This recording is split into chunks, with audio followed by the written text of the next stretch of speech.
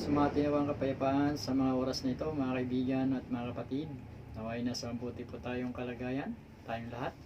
At bago ang lahat, nais ko muna na pasalamatan natin ang kahanga-hanga, kamangha-mangha, kagilagilas, kagulat-gulat, kagimbal-gimbal at akilakilabot na kapangyarihan. Walang iba kundi ang nag-iisang Diyos na buhay, ang bugtong at buhay na Diyos, Panginoon Jesucristo na pinaka-makapangyarihan sa lahat. Sa mga oras na ito, tayo po ay nanonood ng mensaheng ito, naway kumakatok po sa inyong puso ang ating nag-iisang Diyos na buhay, Panginoon Jesucristo ang pinakamakapangyarihan sa lahat. Nais niya po na tapusin ang mensahe na ito upang maunawaan ninyo kung ano ang pinakabuod ng paksa na atin pong pag-uusapan. Ang mensahe na pakinggan natin sa mga oras na ito ay ang tungkol sa kapatawaran o pagpapatawad sa mga kasalanan po sa ating kapwa-tao. Sapagkat nakakalungkot itong isipin na maraming tao na namatay, na marami po silang kaaway, at hindi man lang po nagkaroon ng kapatawaran sa isa't isa. Ito po ay napakahalaga dahil dito po nakasalalay yung kaligtasan po ng ating kaluluwa pagdating ho ng takdang panahon. Kaya ano po ba ang sinasabi ng banal na kasulatan doon sa mga taong hindi kayang magpatawad o hindi kayang humingi ng kapatawaran sa mga tao pong naging kaaway po nila? Dito ho sa aklat ng unang Juan 2:9 po hanggang 11. Ito, pakinggan ho natin. Sabi niya, ang nagsasabing siya'y nasa liwanag, ngunit napupuot sa kanyang kapatid, ay nasa kadiliman pa, at ang umiibig sa kanyang kapatid ay nanatili sa liwanag at walang panganib na mabulid siya sa kasalanan. Ngunit ang napupuot sa kanyang kapatid ay nasa kadiliman pa, lumalakad siya sa kadiliman at hindi nalalaman ang kanyang patutunguhan sapagkat binulag siya ng kadiliman. Mga kaibigan at mga kapatid, sa mga taong sila po ay nagsasabing sila po ay nasa katotohanan na, nakakilala sa nag-iisang Diyos na buhay, Panginoon Jesucristo ang pinakamakapangyarihan sa lahat, pero hindi pa rin ho kayang magpatawad, ay itong mga taong ito ay lumalakad pa rin daw ho sa kadiliman at hindi nalalaman ang kanilang patutunguhan. At maaaring kapahamakan ho ang magiging kahinatnan ng kanilang kaluluwa pagdating ho ng takdang panahon sapagkat sila po ay namatay na hindi ho nagpatawad. Sila ho ay namatay na hindi man lamang humingi ng kapatawaran sa mga taong naging kaalitan po nila. Mga kaibigan at mga kapatid, ito ay pinakamahalagang mensahe na nais iparating ng nag-iisang Diyos na buhay, Panginoon Jesucristo ang pinakamakapangyarihan sa lahat, sa atin pong lahat. Na kung tayo daw po ay tunay na lingkod ng bugtong at buhay na Diyos, Panginoon Jesucristo ang pinakamakapangyarihan sa lahat, ay dapat alisin na natin yung galit, puot, hinanakit, paghiganti na nariyan sa ating puso. Pakinggan natin ang sinasabi sa banal na kasulatan. Paano kung halimbawa, ang isang tao daw po ay bagamat nakakilala sa ating nag-iisang Diyos na buhay, Panginoon Jesucristo ang pinakamakapangyarihan sa lahat, nagsasabing siya ay naglilingkod na sa ating Panginoon Jesucristo, pero hindi niya pa kaya magpatawad. Puno pa rin ng galit ang kanyang puso. Ano ho ang magiging bunga nito? Pakinggan natin dito ho sa aklat ng Mateo. Pakinggan natin ang sinasabi sa banal na kasulatan. Sa Mateo 6:14 po hanggang 15. Ito, pakinggan ho natin. Ito ay napakahalaga pa rin ho na sinasabi ho sa banal na kasulatan. Mateo 6:14 hanggang 15. Yan, sabi niya dito, sapagkat kung pinapatawad ninyo ang mga nagkasala sa inyo, patatawarin din naman kayo ng inyong amang nasa langit. Ngunit kung hindi ninyo pinapatawad ang mga nagkakasala sa inyo, hindi rin kayo patatawarin ng inyong ama. Mga kaibigan at mga kapatid, malinaw po ang sinasabi ng ating nag-iisang Diyos na buhay, Panginoong Jesucristo na pinakamakapangyarihan sa lahat. Kung tayo naman daw po ay hindi marunong magpatawad, sa ating kapwa, hindi rin daw tayo niya kayang patawarin pagdating sa tinatawag na paghuhukom. Kaya malinaw po mga kaibigan at mga kapatid, kung tayo ay mamamatay na puno ng galit, puot, hinanakit, paghigantin na riyan sa ating puso, hindi tayo kaya magpatawad, maibubulid tayo sa naglalagablab na asupre, ang pangalawang kamatayan. Ito yung impyerno. Kaya bago po mangyari yung mga kaibigan at mga kapatid, buksan na po natin ang ating puso at isipan na kung sa pagkakataon ito, sa mga oras na ito, kung meron tayong mga naging kaalitan, naway makipag-ayos na po tayo, makipagsundo na po tayo bago po mahuli ang lahat. Pakinggan pa rin ho natin, dito pa rin sa aklat ng Levitico, eto pa rin naman sinasabi sa banal na kasulatan, sa aklat ng Levitico, pakinggan ho natin, Levitico 19,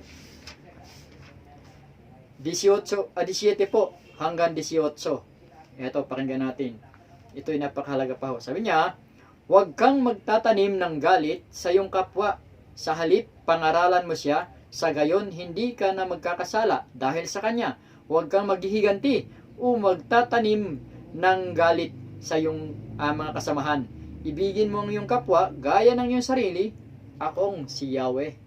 Malinaw po mga kaibigan at mga kapatid na hindi daw ho dapat tayo magtanim ng galit sa ating kapwa. Yan, malinaw ho. Huwag kang maghihiganti, huwag kang magtatanim ng galit sa iyong mga kasamahan.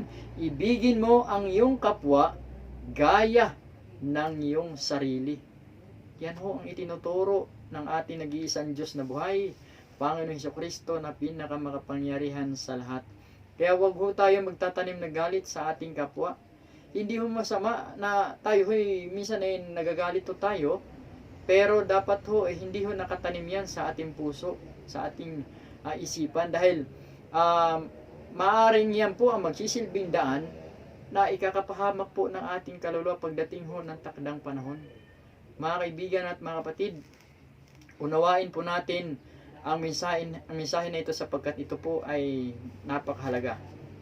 Pakinggan pa rin ho natin, alamin natin kung ang sinasabi ng banal na kasulatan doon sa mga taong nagpapatawad at sa mga taong humihingi ng kapatawaran. Pakinggan ho natin kung ano naman po sinasabi ng banal na kasulatan doon sa mga taong marunong magpatawad at marunong humingi ng kapatawaran sa mga tao na naging kaaway nila o mga naging kaalitan nila. Pakinggan natin dito ho sa aklat ng Kawikaan. Sa aklat ng Kawikaan 17, 9 po. Ito, pakinggan natin. Sabi niya dito, ang pagpapatawad sa kapwa ay nagpapasarap sa samahan. Ngunit ang pagkakalat sa kasamaan ay sumisira sa pakikipagkaibigan. Ayun. Malinaw po na kung tayo ay marunong magpatawad, tumatagal yung isang samahan. Tumatagal po yung pagsasama dahil marunong magpatawad, marunong humingi ng kapatawaran ang bawat isa po. Kaya yun po ang dapat nating gawin para po hindi masira ang isang samahan at para lalo daw itong tumagal ay kinakailangan po ay marunong pong magpatawad ang bawat isa. Ngayon, pakinggan pa rin ho natin, dito naman, ano po ang sinasabi ng banal na kasulatan? Kapag nagsisimba ka raw, hindi ka pa humihingi ng kapatawaran sa iyong kaalitan. Ayun. Halimbawa daw ho, kung ikaw daw ay nagsisimba, puno pa rin ng galit, puot, hinanakit, paghiganti yung nariyan sa iyong puso, ano po ang itinuturo ng banal na kasulatan? Pakinggan natin sa aklat ng Mateo, pakinggan natin ang sinasabi sa banal na kasulatan sapagkat napakaraming tao po na sila po ay nagsisimba na maraming kaaway, maraming kagalit, puno ng galit, puot, hinanakit, paghiganti yung nariyan sa kanilang puso. Ano po ang itinuturo ng banal na kasulatan tungkol po dito? Sa aklat ng Mateo 5, ito, pakinggan natin ang sinasabi sa banal na kasulatan. 23 po hanggang 24. Yan, sabi niya ho dito, kung may, pakinggan natin. Sabi niya dito, kaya't kung naghahandog ka sa Diyos at maalala mo na may sama ng loob sa iyo ang kapatid mo, iwan mo muna ang iyong handog sa harap ng dambana at makipagsundo ka sa kanya, saka ka magbalik at maghandog sa Diyos. Malinaw po ang itinuturo ng banal na kasulatan. Pinagbabawal na magsimba yung puno ng galit po at hinanakit, paghihiganti na riyan sa kanilang puso. Dahil sabi ng banal na kasulatan, kung ikaw daw ay merong kaaway, maalala mo na meron kang kagalit, iwan mo muna yung iyong handog at makipag-ayos ka muna sa iyong naging kaaway at saka ka bumalik na sa panambahan at saka ka maghandog sa nag-iisang Diyos na buhay, Panginoon Jesucristo, ang pinakamakapangyarihan sa lahat. Yan po ang itinuturo ng banal na kasulatan, mga kaibigan at mga kapatid, na dapat po nating gawin. Dahil kung tayo ay nagsisimba na maraming kaaway, maraming kagalit, nagiging baliwala po yung paglilingkod po natin sa Kanya. Sabi nga niya, hindi niya kayang patawarin ang mga taong hindi kayang magpatawad sa kanilang kapwa. Kaya wala mong kabuluhan yung pagsisimba natin kung tayo po ay puno ng galit, puot, hinanakit, paghiganti ang nariyan sa ating puso. Kaya ano po ang magiging kahinatnan kapag nagsisimba ka daw na may kaalitan ka, hindi mo pa pinapatawad? Pakinggan natin kung ano daw yung magiging bunga nito. Sabi nga dito sa aklat ng Isaias, pakinggan natin ang sinasabi sa banal na kasulatan, ano daw yung magiging bunga kung ikaw daw po ay nagsisimba na puno pa rin ng kagalit, maraming kagalit, puno ng galit yung puso. Sabi nga dito sa aklat ng Isaias 57:20, sabi niya dito, ngunit ang masama ay tulad ng dagat na laging maalon, na walang pahinga sa buong panahon. Ayon, ibig sabihin, magulo ang iyong pamumuhay, maraming mga pagsubok, maraming mga problema, yun ho ang magiging bunga ng bagamat ikay naglilingkod, bagamat ikay nagsisimba. Sinasabi sa banal na kasulatan, ngunit ang masama ay tulad ng dagat na laging maalon at walang pahinga sa buong panahon. Kasi puno ng galit yung puso mo, hinanakit, paghihiganti na nariyan sa iyong puso.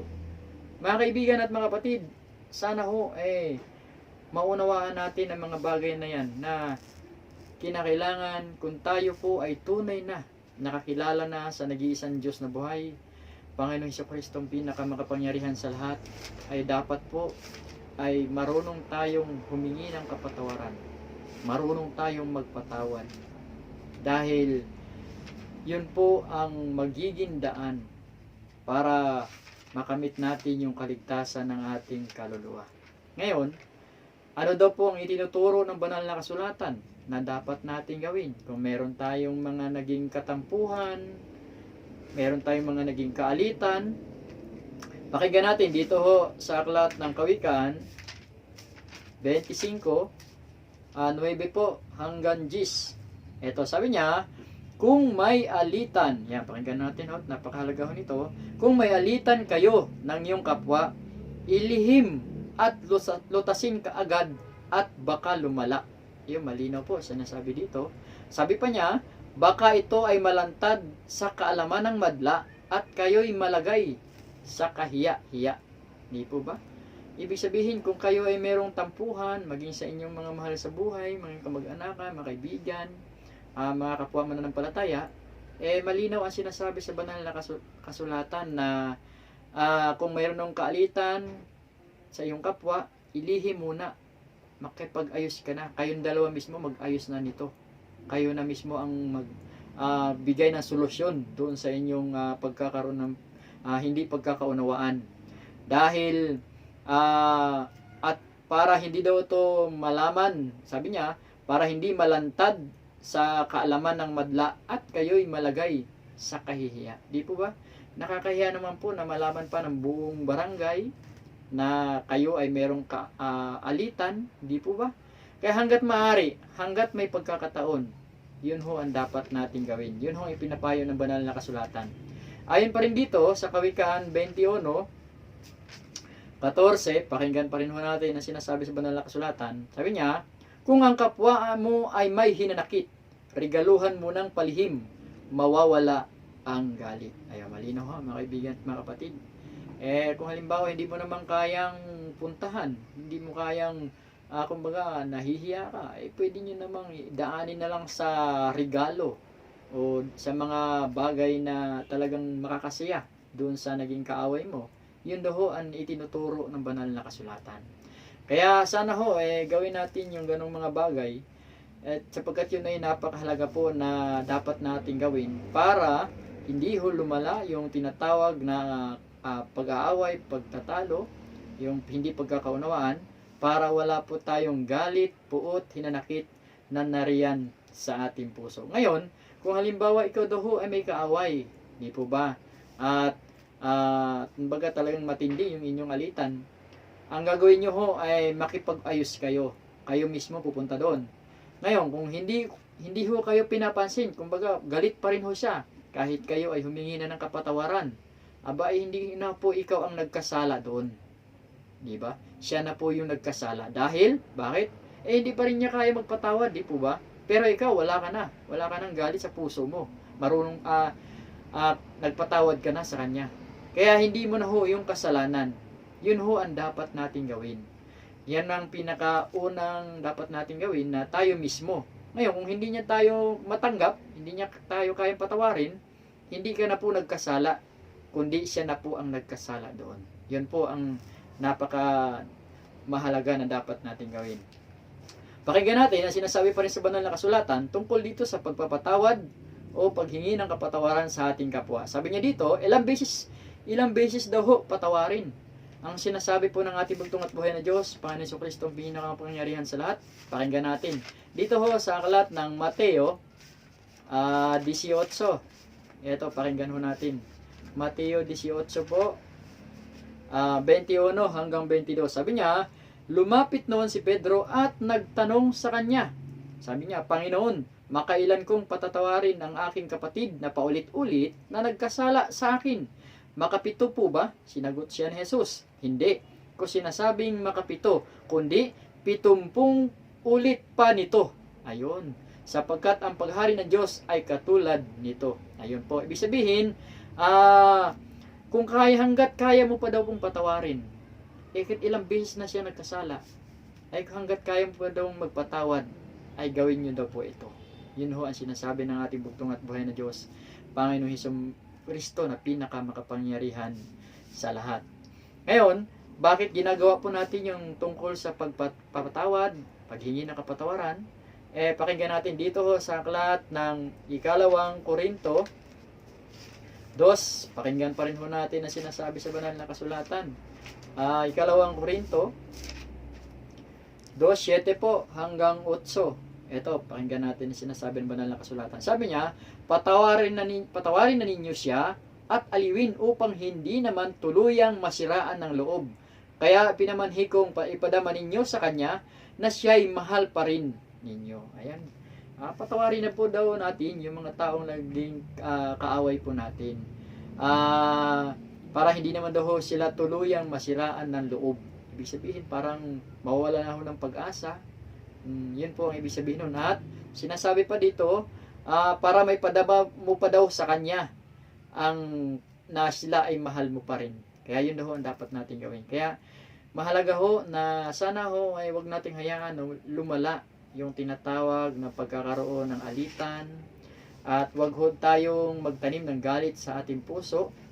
Kailangan matuto tayong magpatawad, dahil ito po ang pinakamahalagang utos na dapat natin gawin. Magpatawad po tayo, alisin natin yung galit, puot, hinanakit, paghiganti sa ating puso, dahil yan po ay pinakamagandang daan para po makamit natin ang kaligtasan ng ating kaluluwa pagdating ng takdang panahon.